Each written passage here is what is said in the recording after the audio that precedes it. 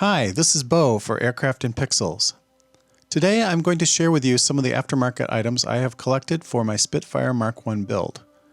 By the way, these items are all ones that I've purchased out of my own pocket. I have no affiliation with any of these vendors.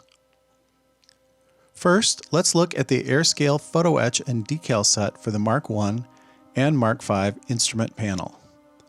The set comes with Photoetch front and backing pieces for the main instrument panel, as well as two alternates for the central blind flying panel, which is a nice touch. The decals, which represent the instrument faces, are designed to be applied to the backing plate, and thus visible through the holes in the instrument faces. A sheet of clear acetate is also supplied in order to fashion the glass instrument faces.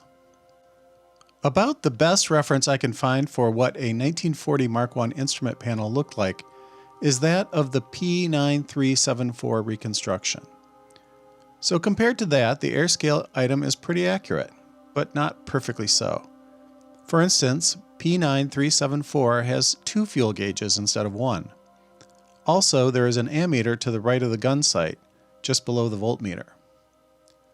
That aircraft's instrument panel also has an empty hole to the right of the flap lever, not present on the PE part, but presumably can be replicated with careful drilling. Speaking of the flap lever, I find it a shame they etched a representation of it directly into the face of the instrument panel, as the real thing juts out quite a bit more than 1.25 millimeters, which is what you get when you scale the depth of the photo etch embossing up. Now let's have a look at the Gaspatch 3D printed Browning 303 set. I've used Gaspatch guns on many of my 1/32 scale World War I builds. They are simply exquisite. I wasn't surprised then that these are no different. The set comes with 4 guns, as well as 8 barrels to represent either the Mark II or Mark II star variants. An especially nice touch is the receiver cover, which is printed separately. The pneumatically operated fire and safe mechanism found on the right side of the gun is also a separate part. Finally, there is a short length of 303 ammunition, probably plenty to depict the small amount visible between the ammo can and the breech, but Gaspatch also offers more generous lengths of ammunition separately. Compare these to the 1970 tool Airfix Spitfire gun or the later, much better Hurricane tool, and judge for yourself.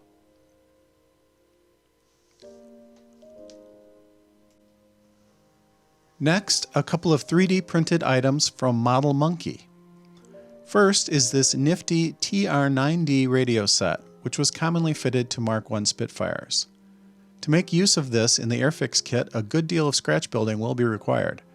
Fortunately, I found some nice drawings of the TR9D radio installation. I'll talk more about the references I'll be using for this build in a later installment.